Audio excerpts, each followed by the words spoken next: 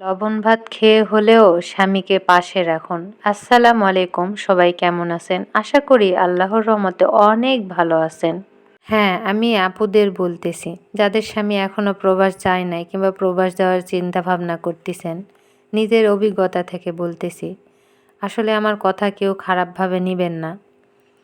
সত্যি বলতে কি, যখন আপনার স্বামী প্রবাস যাবে না, তখন আপনি বুঝতে পারবেন যে আপনি আপনার শ্বশুরবাড়ির পরিবারেতে কখনো যে দোষটা আপনি করেন নাই, আপনার ঘাড়ের ফেরেশতাটাও বলবে, বোন তুই কবে এই দোষটি করলি যে আমি লেখার সুযোগটাও পেলাম না।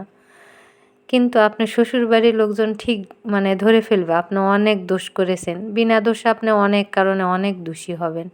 এই জন্যে বলতেছি, লবণ ভাত খেয়ে থাকা ভালো, তবুও স্বামীকে প্রবাস পাঠানো ভালো না।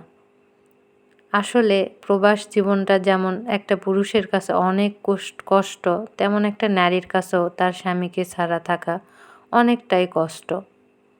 একটা স্বামীকে ছাড়া একটা প্রবাসীর স্ত্রী কতটা কষ্ট হয়, এটা কেউ বুঝবে না। কিন্তু সেই স্ত্রীটা যদি একটু হাসে, আনন্দ করে, এইটা সবার কাছে নজর লাগে। সবাই ভালো থাকবেন। আল্লাহ হাফেজ।